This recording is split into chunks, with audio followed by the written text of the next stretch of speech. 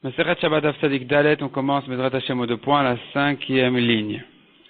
Et Achai Bamita Patura Falamita. Celui qui porte un vivant sur son lit, sur un lit, il est patour non seulement pour le vivant qu'il a porté, l'homme vivant qu'il a porté, mais même sur le lit qu'il a sorti, au Reshut Arabim, il est aussi patour parce que le lit est accessoire à l'homme. Lema Matnitin Rabinatani. Velo Rabanan. La Gemara dit, s'étonne un peu. Notre Mishnah, on a l'impression, disons que notre Mishnah ne va que comme Rabbi Nathan et pas comme Chachamim. De Tanya Karilian Braïta qui dit, Amoti Bema Chayav Vaof Lirshut Arabim. Celui qui sort, qui porte un animal, une bête, un oiseau, Reshut Arabim, Ben Chayin ou Ben Shrutin Chayav. Aussi bien s'ils sont vivants que s'ils sont déjà égorgés, celui qui les a portés, il est Chayav. Rabbi Nathan Omer al Shrutin Chayav, al Chayin Patour. Selon Rabbi Nathan, si ils sont déjà égorgés, il est Chayav quand il les a portés. Mais s'ils sont vivants, il est pas tour. Car le vivant se porte. Donc notre Mishnah qui dit le vivant se porte, on n'est pas tour quand on l'a porté. Eh bien, elle va comme Rabbi Nathan, n'est pas comme Chachamim. C'est un peu gênant. Amar Rava répond la Gemara. Afil tema Rabbanan. Même si tu veux dire que notre Mishnah va aussi comme Rabbanan, comme Chachamim. Ad kan opligue Rabbanan à l'aide de Rabbi Nathan. Jusqu'ici, les Chachamim ne sont pas en discussion avec Rabbi Nathan. Et la bébéma chayavov. Uniquement à propos des animaux, des bêtes, des oiseaux. Car il se tire vers le bas, il ne se porte pas, et donc il se pèse, et donc celui qui les a portés, il les a vraiment portés. Il se laisse pas vraiment faire, celui qui les a portés, il les a vraiment portés, il est chayav, selon Chachamim. Avaladam chay, denoset atzmo, mais un homme vivant qui se porte lui, il se laisse porter, il se porte, afilu rabanan modou, même les Chachamim sont d'accord, que quelqu'un qui porterait un vivant, un homme vivant, il est patour. Donc notre Mishnah, qui le rend patour, n'est pas que l'avis de Rabbi Nathan, elle est aussi celui de Chachamim. Rabbi Nathan n'a parlé qu'à propos, plutôt Chachamim n'ont parlé qu'à propos des animaux, des oiseaux. Mais les êtres humains se portent. Celui qui les a portés, il est patour. Amar le Ravada bar Ahava le Rava. Ve'ad etnan, demande Ravada à Rava. La Mishnah qui dit, Ben Betera Matir Basous. Ben Betera permet de vendre à un goy un cheval. Quelle est la discussion?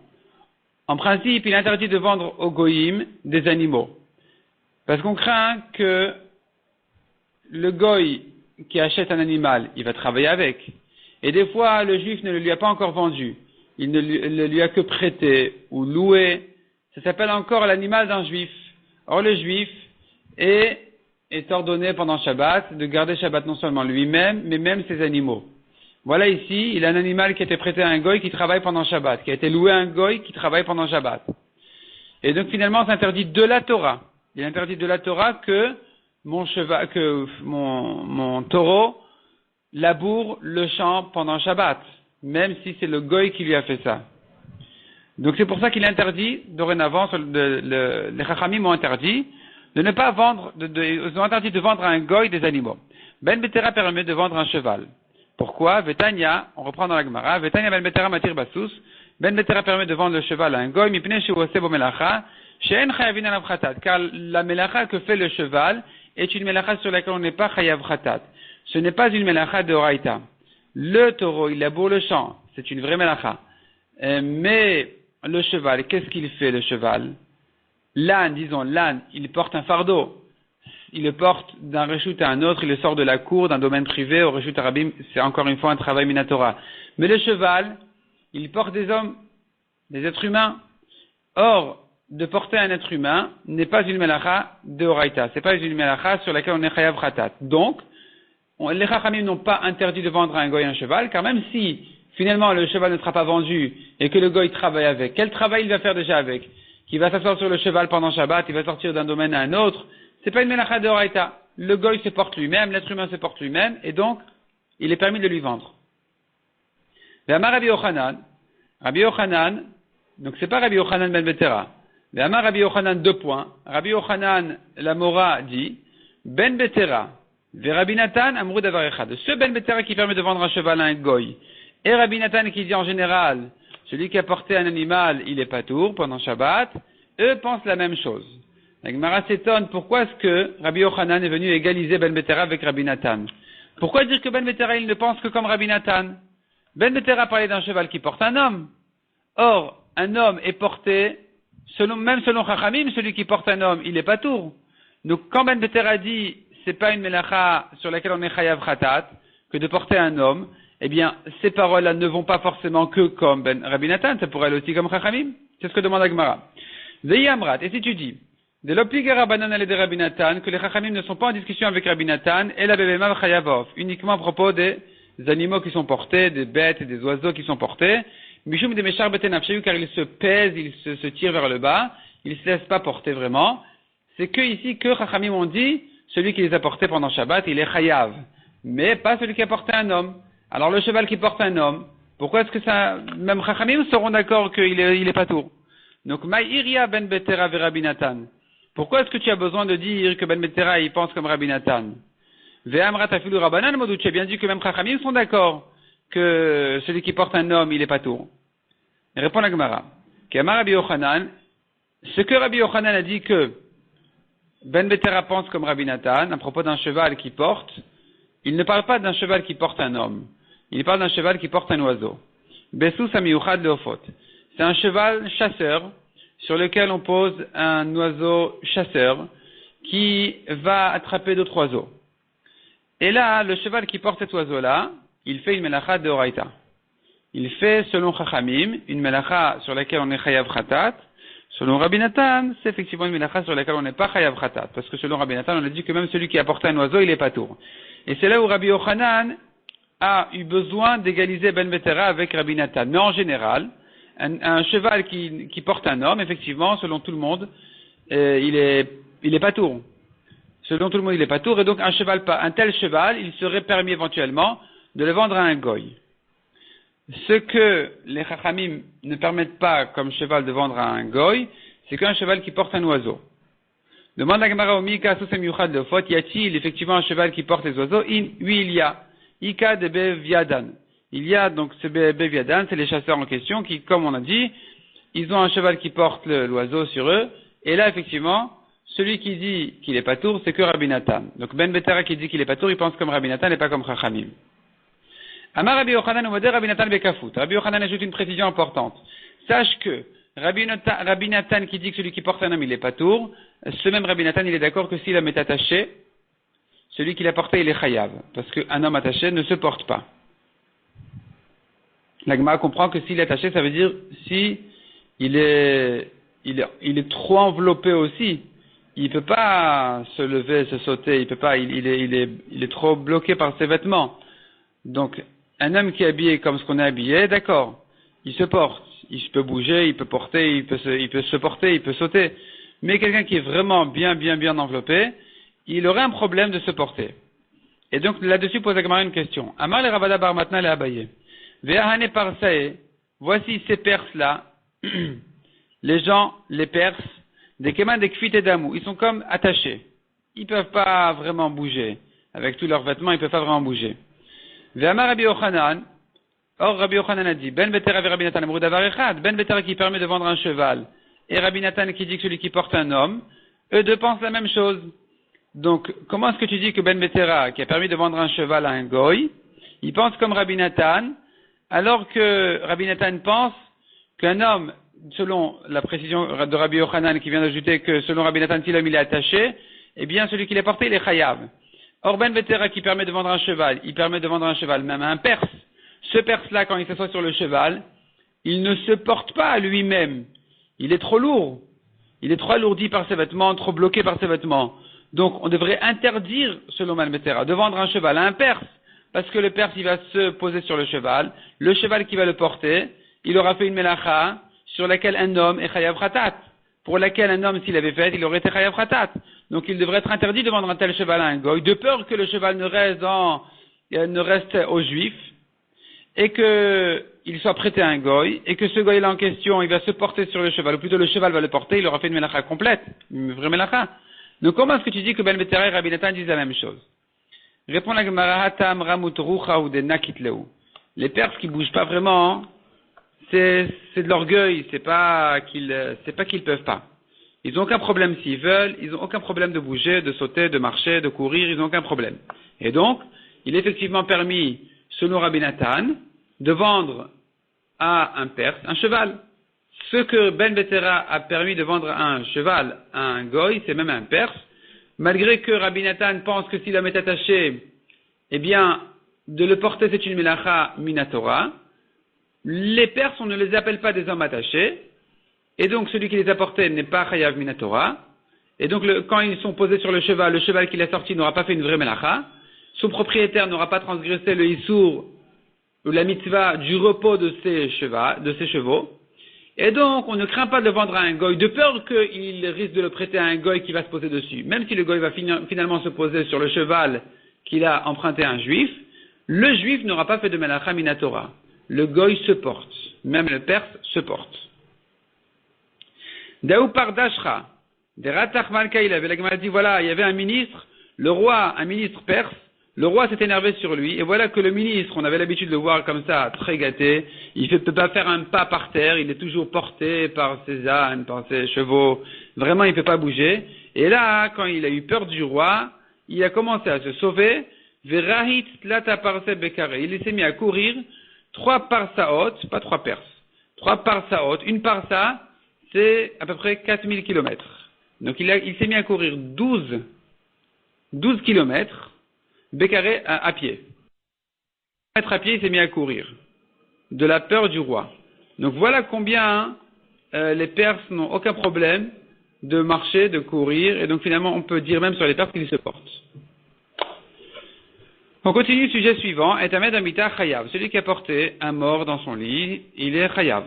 Vechen Kazaït Minamed Vechule. Et pareil, s'il a porté qu'un Kazaït du mort, etc. Donc, etc. c'est un Kazaït d'un cadavre. Un lentille, comme une lentille, le volume d'une lentille d'un reptile, celui qui l'a porté, il est chayav, ce sont des volumes suffisamment importants, puisque à partir de cette quantité-là, il donne de la touma. Et Rabbi Shimon dit que celui qui a porté le mort, il est patour. On a expliqué ça dans la Mishnah. Selon Rabbi Shimon, ça s'appelle melacha shen tricha legoufa. C'est une melacha qui n'est pas nécessaire pour elle-même. C'est pas que j'ai très besoin de m'occuper du mort à l'extérieur. C'est pas ça, c'est que cet homme-là a besoin de dégager le mort de la maison. Donc c'est une melacha qui n'est pas nécessaire pour elle-même, et donc on n'est pas tour. Amar Rabba Babachana, Amar Rabbi Yochanan, Amar Rabbi Yosef, Amar Rabbi Shimon ben Lakish. Poter ya Rabbi Shimon, on tourne la page, donc Rabbi Shimon qui dit qu'il est pas tour celui qui a porté le mort à l'extérieur, il le rend pas tour, Af bemoti et tamet les kovro, même s'il est sorti pour l'enterrer. Amar Rava, donc déjà, s'il a sorti le mort pour l'enterrer, ne dis pas que ça s'appelle une melacha hatricha legoufa. Il a besoin de sortir le mort pour l'enterrer, non. Puisque son intérêt est de le sortir d'ici, alors il est pas tour. Voyons Rashi tout en haut. Af bemoti et amet et kovro. Velotema, ne dis pas que l'opatar et la bemanichol achutz. Rabbi Shimon a rendu pas tour que celui qui a sorti le mort de la maison et il a laissé dehors. Le goufo shel moti, où là il n'y a besoin ni pour l'homme qui l'a sorti, velo le goufa shelota, ni pour la sortie elle-même. Car même si il y a besoin, cette sortie-là, elle est nécessaire pour le mort, comme par exemple pour l'enterrer, il est quand même pas tôt. Pourquoi? Parce que lui-même n'a pas besoin du mort. C'est pas qu'il est convoqué chez le mort, et qu'il ne peut le rencontrer qu'à l'extérieur parce qu'il fait trop chaud à la maison, au contraire. Et donc, il a besoin de le rencontrer à l'extérieur, donc il faut le sortir à l'extérieur parce qu'on a besoin de lui à l'extérieur. C'est pas ça. C'est pas qu'il a besoin de sortir le mort pour s'en servir à l'extérieur. C'est qu'il a besoin de sortir le mort, soit pour le mort lui-même pour l'enterrer, soit pour s'en débarrasser. Donc, finalement, ça s'appelle Menachah Shen Tricha Goufa, il est pas tour même quand il le sort pour l'enterrer. Amarava. Ou Modé Rabbi Shimon, Bemar, Larforbo. Rava dit, celui qui a sorti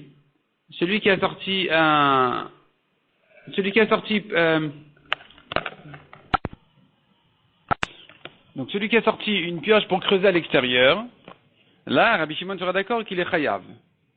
Vesefer Torah likrot, ou un Sefer Torah, il a sorti un livre pour lire ailleurs, des chayav. Rabbi Shimon est d'accord qu'il est chayav. Demande à Gemara Pshita, c'est évident.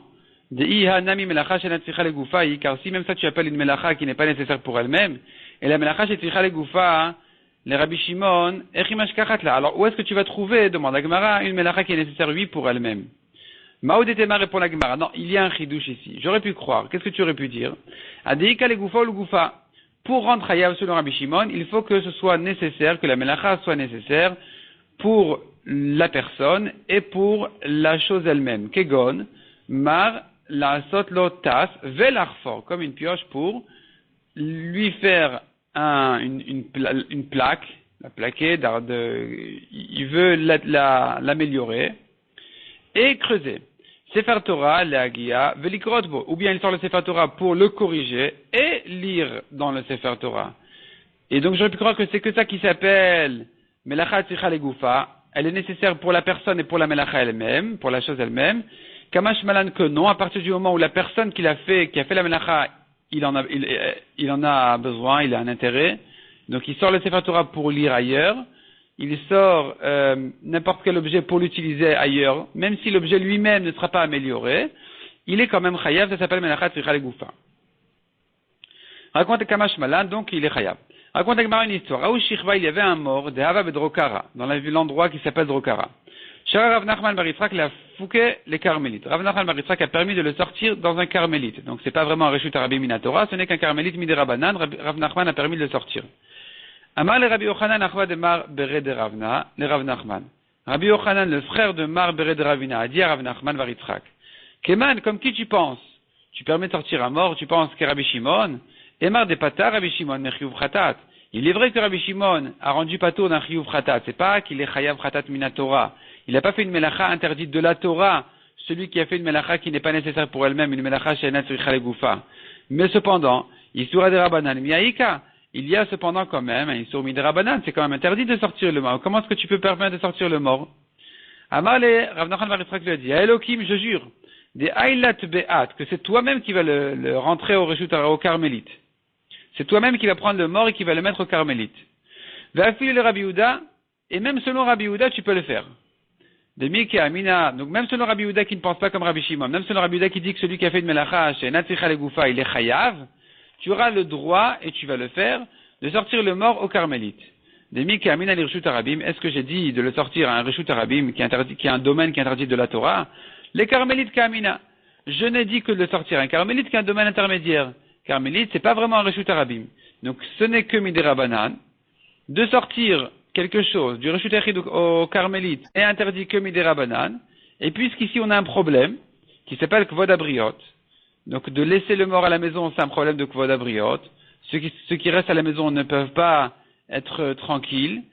Et donc, là, de sortir le mort pour le Kvod Abriot, l'honneur des gens qui sont dans la maison, cette raison-là, de Kvod Abriot, elle repousse un des Rabbanan. Gadol Kvod Abriot, est grand le Kvod Abriot, le kavod des gens, des hommes, des êtres humains, est grand et important chez Dochet Lotasé Shabbat Torah. Il peut repousser une mitzvah négative de la Torah. L'agma, elle ne veut pas dire ici, elle ne veut pas dire n'importe quelle mitzvah négative de la Torah. Évidemment que aucune mitzvah de la Torah n'est repoussée à cause du Kvod Abriot, comme on a vu dans Masechet Brachot. Celui qui avait un vêtement de Sha'atnez, mélange de lin et de laine, il doit se déshabiller même en pleine rue, aux Champs-Élysées, il doit se déshabiller. Il doit enlever ce vêtement, il n'y a rien à faire. On a dit dessus, En chokhma ven etza ven tvuna neged Hashem. Il n'y a rien à faire. Si la Torah interdit de porter ce vêtement, il faut l'enlever immédiatement. On raconte le Staipeler à la Yeshiva, quand il était encore Bachour. Il entendait autour de lui un chuchotement ou du bruit, il y avait un problème et tout. Il a demandé qu'est-ce qui se passe. Alors on lui a dit, mais on est en train de dire qu'il paraît que dans les vestes ou dans les chemises ou je ne sais où, il y a un problème de Sha'atnez. Alors le Staipeler, au lieu d'interrompre son limoud, son étude, tout de suite, il a déchiré ce vêtement-là, il l'a enlevé, il est resté comme ça au Beth Midrash et a continué à étudier tranquillement. Donc il est clair qu'une mitzvah de la Torah n'est pas repoussée pour un Kvod Abriot. Ici on ne parle que d'une certaine mitzvah négative de la Torah, précise, qui est la mitzvah de ne pas se détourner des paroles des Chachamim. Donc finalement, la mitzvah d'obéir aux Chachamim, autrement dit, toutes les mitzvahs des Rabbanan, sont repoussées pour un Kvod Abriot. Ou bien en général, au moins là où c'est précisé, une mitzvah des Rabbanan peut tout à fait être repoussée pour un Kvod Abriot. Une mitzvah de Rabbanan qui, par définition, rentre dans la mitzvah négative de la Torah qui est de l'otasur, ne te détourne pas des paroles de Chachamim. C'est ça la mitzvah qui est repoussée, donc autrement dit, le de Rabbanan est repoussé pour un Kvod Abriot. Donc ici aussi. on a le mort qu'il faut sortir de la maison, il ne le met que dans un carmélite qui n'est qu'un dérabanan, qui n'est que la mitzvah de l'otation, ne te détourne pas des paroles des chachamim. Or, dans les règles de dérabanan, vient le kovod abriot et repousse l'interdiction de le sortir au carmélite. Donc, c'est permis de le sortir au carmélite. La Gemara ouvre un nouveau sujet maintenant. Nanatam en fin de ligne.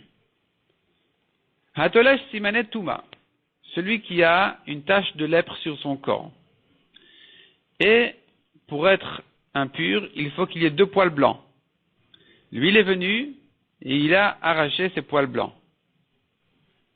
De manière à ne pas être impur. C'est ce qu'on appelle ici Hatolesh simanet tuma. Il a arraché ses poils qui sont un signe d'impureté.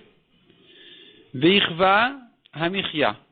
Ou bien, Ichva, il a brûlé hamichia. Michia, c'est-à-dire comme ça.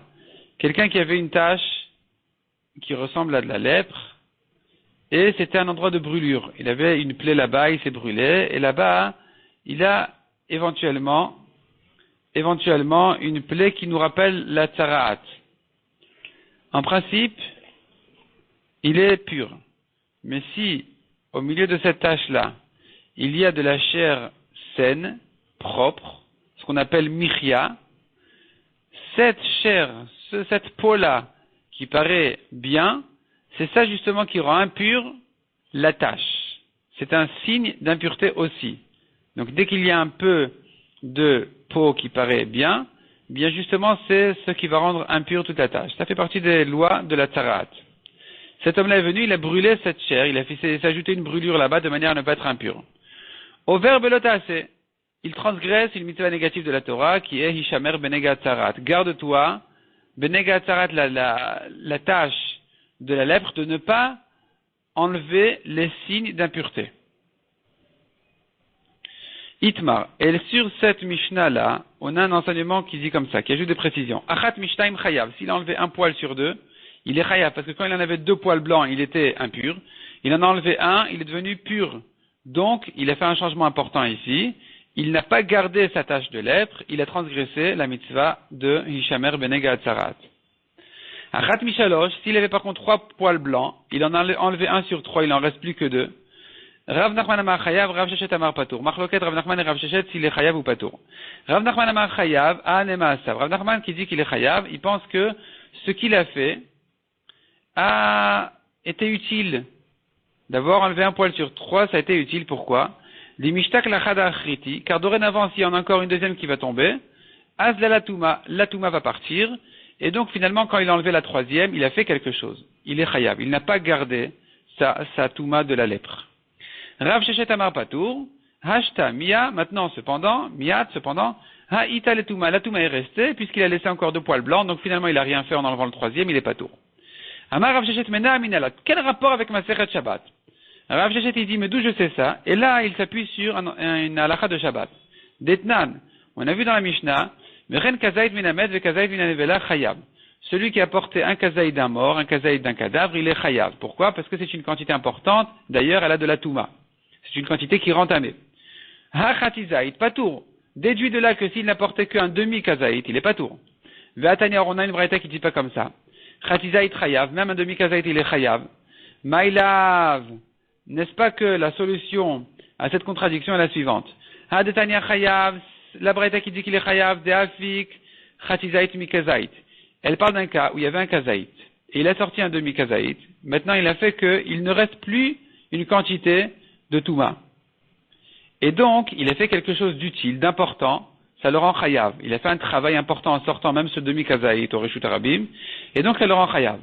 Ve'adetnan patour, la Mishnah par contre qui a dit qu'il est patour à moins d'un kazaït, elle parle d'afik chatizaït mi kazaït ou merza. Il a sorti un demi-zaït, un demi-kazaït, d'un kazaït et demi. Donc il y avait un gros morceau de touma, du mort, un morceau gros, pas très gros, c'était qu'un kazaït et demi, il a sorti le demi, il a laissé un kazaït, et là, on dit qu'il est patour parce que quand il a sorti un demi, le morceau qu'il a sorti n'est pas important, le kazaït qu'il a laissé n'est pas non plus important, donc il est patour. Il ne sera chayav que s'il a porté un kazaït entier, selon Rabbi Yehuda qui dit melacha shenatricha legoufa chayav.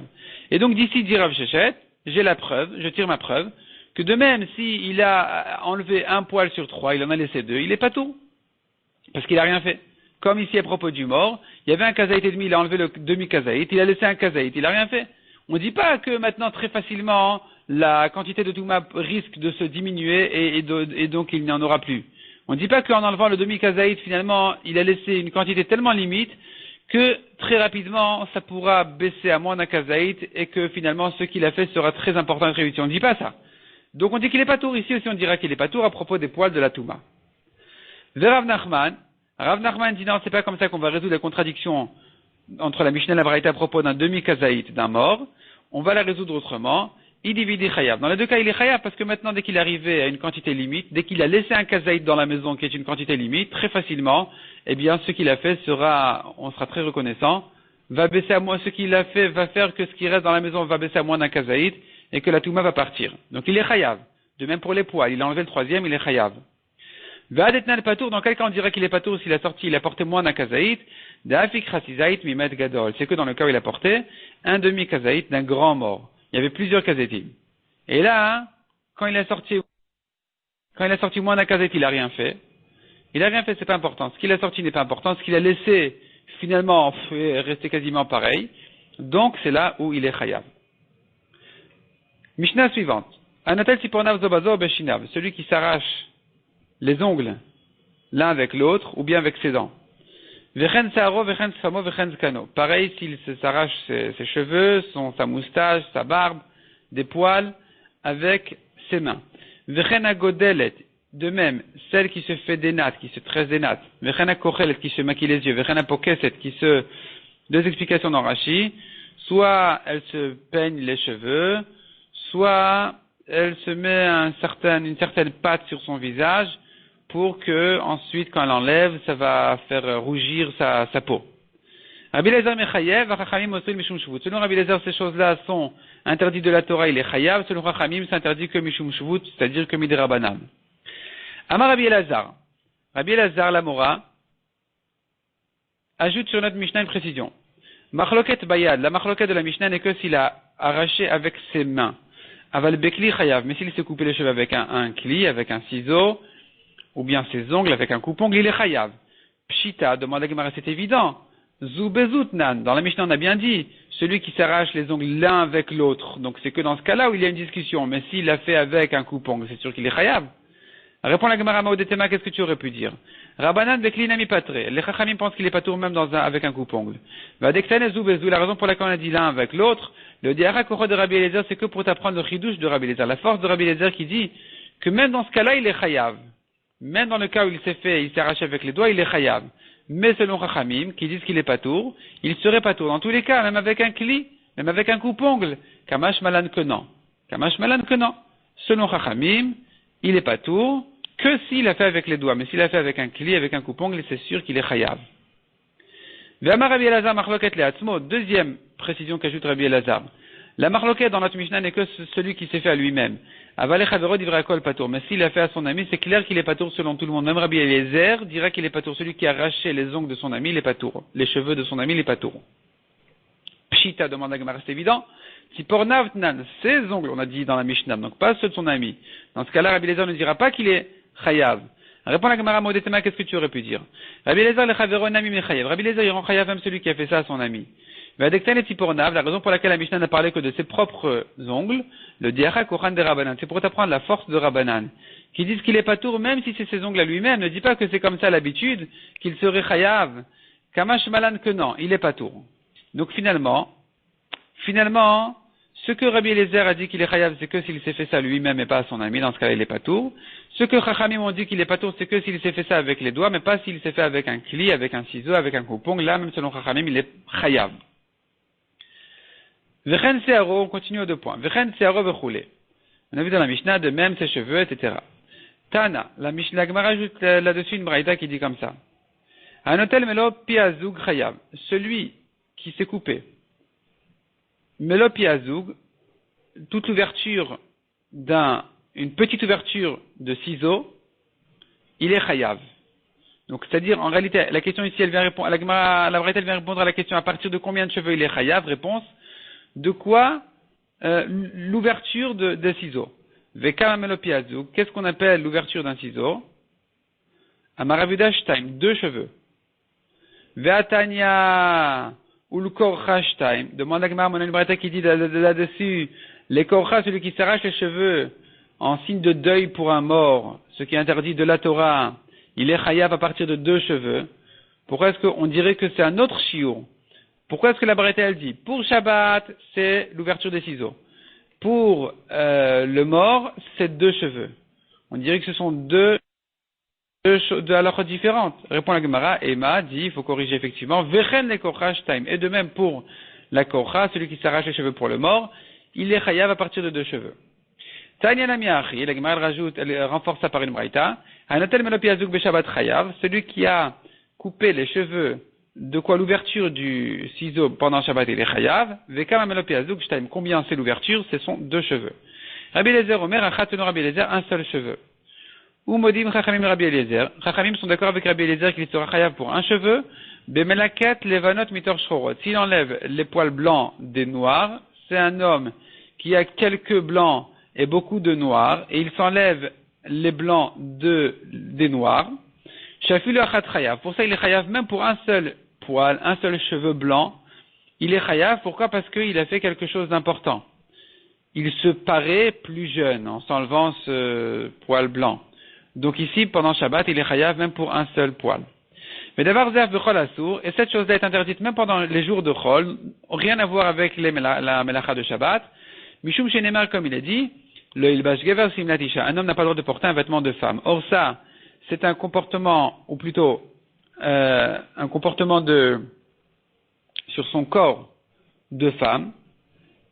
Il veut se paraître comme ce qu'une femme veut se paraître, jeune, noire.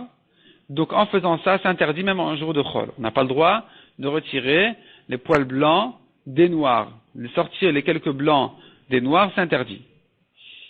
Tanya Rabbi Shimon ben Elazar Omer. Tiporen shepiresh ruba. Nouvelle halacha. Un ongle qui a été détaché, la majorité déjà, c'est déjà détaché du doigt.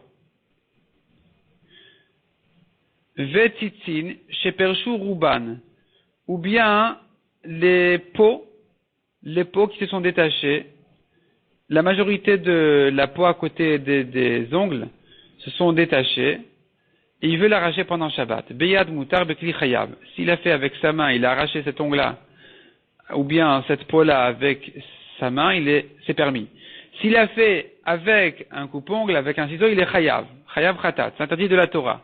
La Gemara demande, mi kamide, y a-t-il une chose, les bekli chayav chatat ou beyad mutar, les chatrila? Vraiment, les halachot sont totalement opposés. Tu dis qu'avec un kli, c'est interdit de la Torah, et avec la main, c'est permis a priori. Est-ce que les chachamim ne vont pas s'éloigner de la vera, ne vont pas interdire a priori une chose qui est interdite minatora, qui risque d'être interdite minatora? Ils devraient dire que c'est interdit avec la main, de peur qu'il le fasse avec un coupe-ongle. Répond la Gemara Rike Amar. Pershu Ruban, si la majorité s'est détachée, alors là, bayad mutar bekli patour avalassour. S'il a fait avec la main, c'est permis. Avec un kili, il est patour. C'est interdit miderabanan.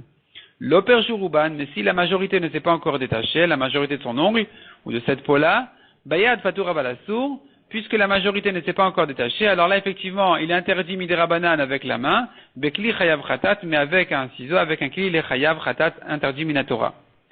Amar Rabbi Yehuda l'alacha qui Rabbi Shimon ben Elazar, l'alacha elle est comme ce Rabbi Shimon ben Elazar ici, comme cette braïta là, qui fait la différence entre, comme on a dit, avec la main, avec un coupe-ongle, la majorité et la minorité. Amar Rabba Bar Bachanan Rabbi Yochanan, encore une précision, Veu sheperjuk la pemala ou metzaorot oto. Il faut encore 2 conditions pour permettre. D'abord que ce soit détaché vers le haut, et ensuite que ça lui fasse mal, ça le gêne. Si l'ongle est détaché vers le haut, et que ça lui fait mal, là, on dira qu'il lui est permis de l'arracher avec les mains. Donc il faudrait 4 conditions. D'abord, la majorité, ensuite, avec la main, aussi que ce soit vers le haut, et enfin que ça lui fasse mal. S'il y a ces 4 conditions-là, c'est permis. On a un problème avec ça, c'est que Tosfot ne sont pas d'accord avec Rashi à propos de la question qu'est-ce qui s'appelle vers le haut. Est-ce que vers le haut ça veut dire vers l'ongle ou ça veut dire au contraire vers la paume de la main? Et donc le Shulchan Aruch dit que puisque c'est une discussion entre les poskim, il faut craindre les deux et dans tous les cas c'est interdit. Il y a cependant des poskim, acharonim, qui disent que à propos des ongles, on ne dit pas comme ça, que à propos des peaux. Mais à propos des ongles, on peut permettre en cas de gêne. Donc évidemment avec la main. On va s'arrêter là pour aujourd'hui.